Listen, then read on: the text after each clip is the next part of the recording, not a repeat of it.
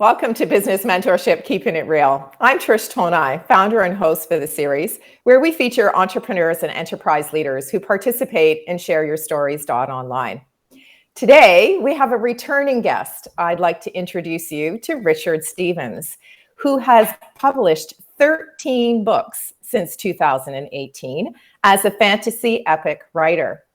I'd like to welcome Richard, who's going to talk about his 13th book, which was just launched last month. Welcome. Hi, Trish.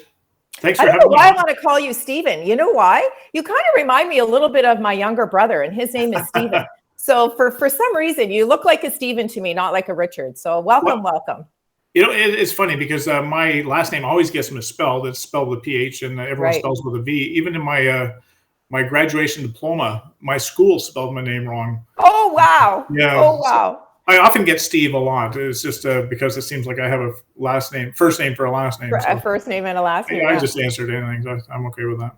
Well, listen, I'm absolutely thrilled that you were able to join us as a returning guest because, you know, I can't tell you how absolutely awestruck I am that you have been able to write 13 novels since 2018. Clearly, you have an amazing imagination as an epic fantasy writer. So tell us a little bit about how it has been absolutely possible to write that many books in such a short period of time. Well, I do it full time now, so that allows me to do it. And you know, I don't think I'm as prolific as I could be as far as getting words out. I don't write a lot of words a day. I'm lucky to write 2,000 words a day, but I just do it every day. Other than the weekends, I believe in taking the weekends off to allow my mind to just relax. But yeah, so I get to do it full time. So I'm very fortunate that way. And that's allowed me to do so. But my very first book I had in my head for 35, 36 years. And I had 5 kids and 2 careers. And of course they take precedence over what I wanted to do. And thanks to my wife, she's allowed me to retire from my previous real world job and sit down and write and follow my dreams. So that's what I'm doing. And I look forward to Mondays. You know, most people don't look forward to going to work on Monday. I absolutely relish it. So you have to give us a little bit of insight because I've taken a look at some of the feature pages or the title pages of your books, and the graphics are absolutely outstanding. I mean, for one thing, those dragons are just like, they're so fierce and awesome and completely amazing. So tell me how you've collaborated with various different illustrators, or how did you come about with these amazing book covers? Yeah, most of them are by flukes, and a lot of them are on through Facebook. I do pretty well everything through Facebook. It's amazing how I connect with different authors, different artists, and a lot of my covers are what they call pre-made covers. So the artist has actually made this pre-made cover, and they put whatever blurb on the front of it, and they try to sell it. And a lot of my ideas for my books, I look at that cover, I'm thinking I can write the story to that book, and this whole storyline will come into my head. So 600 pages later, the present series I'm doing now was because I saw this cover online. I wasn't even looking for it, and I wanted to use that as an interior picture. You see behind me, there are a bunch of interior pictures I always put inside my books. And she said, no, she said, that picture is too nice to be an interior picture. I want to use it for a cover. So so she wouldn't sell it to me. So I sat on it for a few days, and all of a sudden I had like a 600-page novel jump into my head to accommodate that picture, and that led to the book that just released on last month, which is Dragon's Sex. So it's actually going to be a 4-book series. Yeah, just because I happened to see that piece of artwork randomly on Facebook.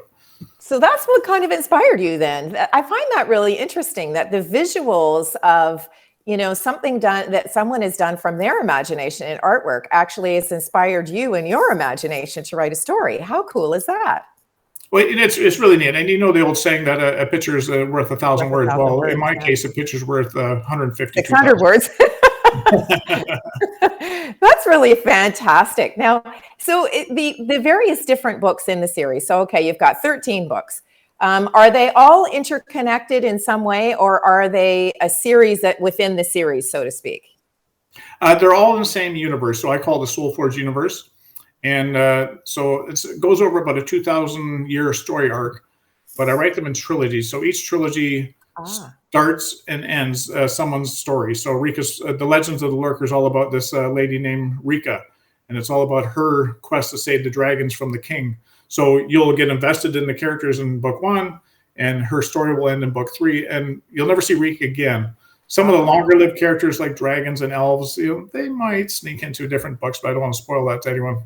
But for the most part, each trilogy stands on its own. So you can pick up any trilogy in my universe and read it and not have to know the before or the after. Right, right. But the problem for me is when I'm writing these things, I get so much lore in my mind that every time I write one book, I get the ideas for 2 more in my head and I keep writing backwards. So as I write the history, throughout the pages, I don't bore people with great big info dump, but there's certain mentions of certain characters from long ago. And then my mind just starts turning. Geez, I want to write the story about that person. Like, I don't know anything about them. I just happen to mention them in passing. And next thing I know, I've got a 600-page book about that character. So. Now, do you do folklore research at all? Because I mean, I know a great portion of what you do in terms of writing every day is based on your own imagination and how you imagine the characters and you bring them to life through the words on a page, I'm assuming. So tell me a little bit about how that imagination and thought process works, because clearly you need some sort of a storyboard to keep track of all these characters. Yeah, no, I'm a true blown pantser. So my very first book, I took the character, opened the front door, I kicked him out, and I had no idea what was going to happen. I knew exactly where it was going to end, but I didn't know how to get there. So I had 3 books in my mind. It was going to be a trilogy. I didn't know the ending to that first series. So I just kicked him out the door, and together we walked through the forest, and we discovered what was going on around him. And all of a sudden, a confrontation happened, and it just slowly kept building. So I discovered the world through him. But that being said, 13 books later, because it's all in the same universe, instead of trying to go through 400 pages of text trying to figure out if the main, what color this guy's eyes are, I've now built very complex Excel spreadsheets with characters and places, and everything's listed on them. So when I ever go back to a place called Grishin, I don't need to remember, did the tunnel turn right or did it turn left when I went inside? I just go to my spreadsheet and there it is. So. Oh, isn't that fantastic? Yeah. Now, I'm sure that I know that you're a father of 5. So clearly you're, over the years, you were reading stories to your kids, and, your kids were probably sparking, imagination as well.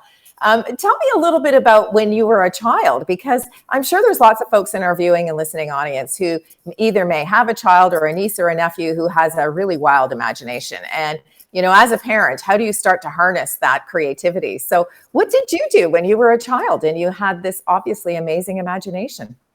I started writing when I was 9. Someone introduced me to the Hardy Boys, probably my grandparents, and I lived with my grandparents. So I absolutely loved the Hardy Boys series by Franklin Dixon. He's the one who's inspired all the artwork behind me, and my writing, and my love for reading was just reading the Hardy Boys. And in his books, he's got pictures in his books, so he pencils in pictures. And I thought it was such an intimate experience when you're reading a story to actually see the picture. So you can, as you're reading the words, you're trying to envision the picture at the same time. Right. So when I started writing at 9, I'm thinking, I could probably write a Hardy Boys book, obviously with my own characters. And so I started doing that, and I started drawing in pictures myself. Now, I don't take credit for the art in my books. I pay professionals to do that because they do a lot better job than I do, and they make them look a lot more realistic. But I've always wanted to include pictures in my books so that my readers can see what I see. And so I've always, I started writing when I was 9, and it's just something I've always done. I've been kind of more of an introvert child. Like, I wasn't an extrovert, so I always normally kept to myself. And I like to sit there on my old Underwood typewriter, great big anchor of a typewriter, and write stories. And I've always been doing that. So when I read your bio, your intention was, believe it or not, at a time to only launch 4 more books in your career, and clearly you've magnified that tenfold because you've gone way beyond that expectation. So how do you see the future of your writing unfolding? If you've done trilogies and we're on to the 13th book now, I assume you're starting to write the 14th. I am about 35,000 words into book 14 right now. Wow. So yeah, I don't see any end in sight. Like I say, I every time I write a book, I get 2 more in my head, and it's all in the same universe. So I want to start expanding. But what I'd like to do is start from book 1, and which I haven't done yet, and then start working forward so that readers that come on board from this point forward can start at book 1 chronologically and work their way forward. So I've been writing like Star Wars. In 1977, it came out, A New Hope, and that was like episode 4 of the George Lucas series. And then Right. when he realized he had a hit, he went back and did back. the prequels, and he keeps going back. So my Right. books seem to be the same thing, and I want to at some point start forward. And I had a research trip planned to the British Isles for scheduled in 2020. Of course, COVID That didn't reared its happen. ugly head, Yeah. and that put that on hold. So that stopped that series. So whenever I can get to travel back to England and Scotland, I will write the very first series. And from that point forward, I'm going to work forward again. And at some point, 30, 40 novels later, I'm going to tie into the original series, because the original series is actually the last series. Isn't that cool? That's a really interesting way of taking a look at sort of chronologically building on the various different storylines that you've created. So, we've talked a little bit about the inspiration, and you talked about the Hardy Boys and what a wonderful introduction at a very young age to find a love of writing. And you mentioned that, travel, going to the British Isles and to Scotland and probably Wales will be another inspiration piece for you. And while you're sort of in your day-to-day office, and do you have a dedicated space within your home that you write in?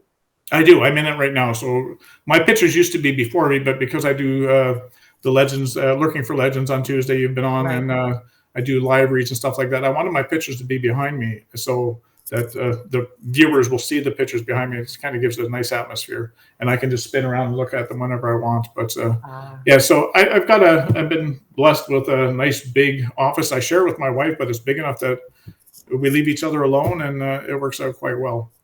Now, tell us a little bit about your podcast, because yes, thank you very much. I was invited as an author myself to participate in your podcast. Give us a little bit of insight into, because there's lots of folks that are doing some really amazing work, right?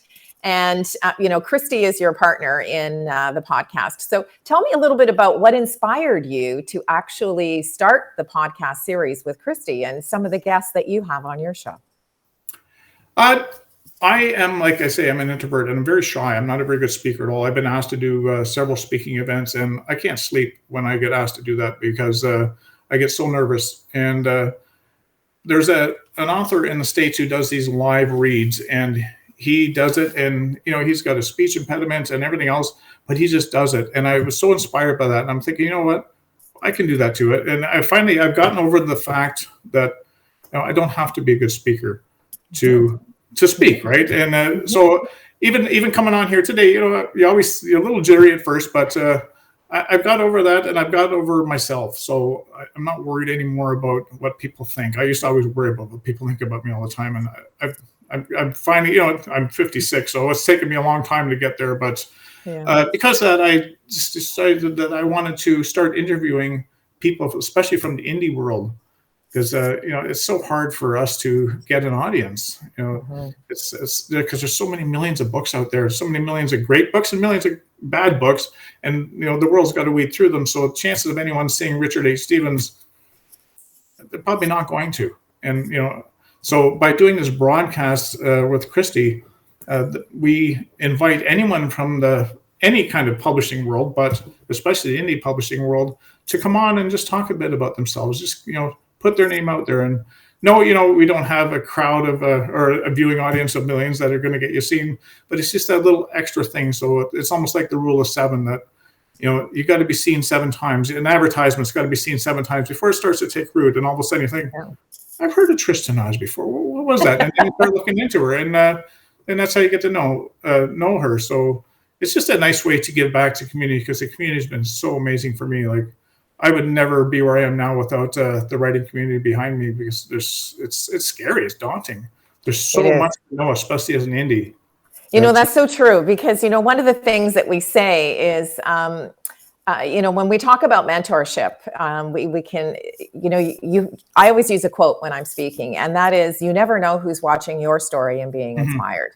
And, one of the things that I find is really cool is, I'm sure that there's all kinds of people, Richard, that you have inspired. Because to your point, doing these kind of podcasts just builds our self-confidence a little bit, right? And we don't have to take each other so seriously. We're human, we make mistakes, it's just like, giving you exposure is a really wonderful thing, because to your point, building an audience is a really difficult thing to do. So give us a little bit of insight for those folks who are listening, who maybe are authors and they're saying, wow, like 13 books in a very short period of time is completely amazing.